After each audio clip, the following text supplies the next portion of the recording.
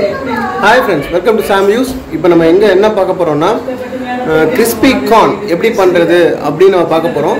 வாங்க நம்ம வீடியோக்குள்ள போலாம். Hi friends, welcome to Sam News. இன்னைக்கு பாத்தீங்கன்னா நம்ம fried crispy corn செய்ய போறோம். அதுக்கு first stage சோளத்தை இந்த மாதிரி உரிச்சிக்கணும்.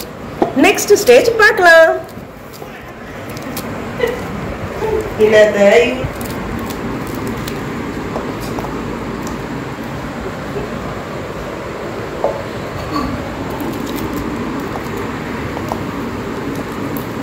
வேற கேமரா வரதுக்குள்ள செய். இப்போ என்ன செய்ய போறோம்னா crispy corn crispy corn இங்க பாருங்க crispy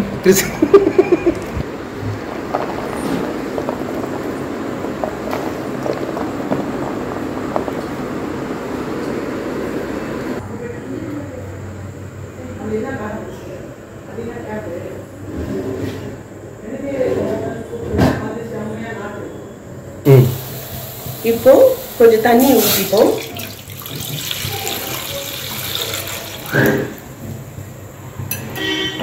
கொஞ்சம் சால்ட் போட்டுக்கலாம்.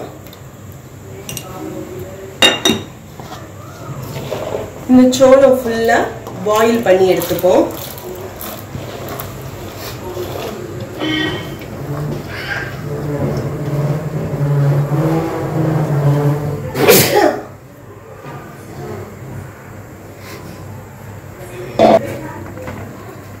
இப்போ இது வேகணும். வெந்த பிறகு அடுத்த ஸ்டெப் நம்ம பார்க்கலாம். இப்போ இந்த கார்ன் நல்லா சால்ட் போட்டு வேக வச்சாச்சு. இப்போ வந்து 1 டேபிள் ஸ்பூன் அளவுக்கு இஞ்சி பூண்டு பேஸ்ட்,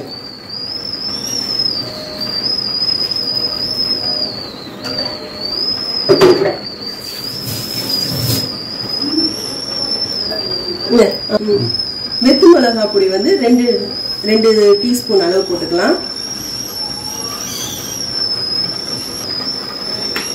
உங்களுக்கு கொஞ்சம் காரம் எக்ஸ்ட்ரா வேணும்னா இன்னும் 1 டேபிள் ஸ்பூன் போட்டுக்கோங்க. சில்ட்ரன்ஸ்னா ஒரு 2 போட்டுக்கோங்க போதும்.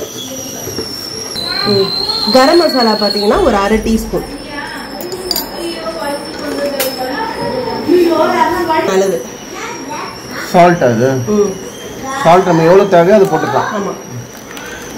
அப்புறம் இதெல்லாம் போட்டு கொஞ்சம் நல்லா கையாலே மிக்ஸ் பண்ணி விட்டுருங்க. இந்த மசாலா ஃபுல்லா வந்து இந்த சோளத்துல வந்து மிக்ஸ் ஆயிடும். மிக்ஸ் ஆயிட்ட பிறகு நல்லா மிக்ஸ் ஆயிருக்கணும். மிக்ஸ் ஆன பிறகு சோள மாவு ஆட் பண்ணணும்.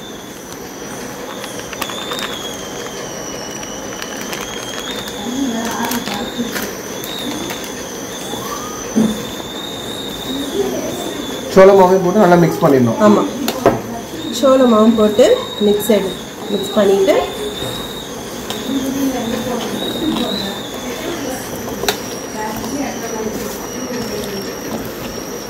இப்போ டேஸ்ட் பண்ணிக்கோங்க. உப்பு கரெக்டா இருக்கான்னு பார்த்துக்கோங்க.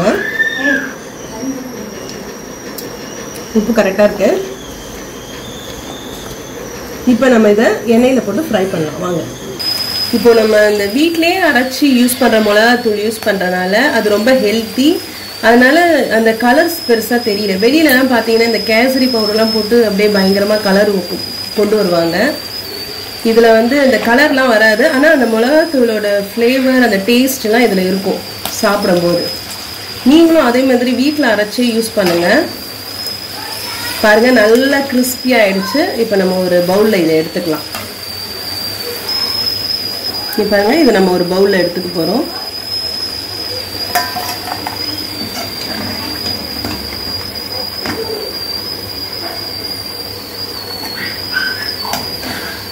இது வச்ச உடனே பாருங்க, குட்டீஸ் எல்லாம் கடன் காலி பண்ணிடுவாங்க. நல்ல ஒரு ஹெல்த்தி ஸ்நாக்ஸ். நீங்களும் உங்க கிட்ஸுக்கெல்லாம் செஞ்சு கொடுங்க.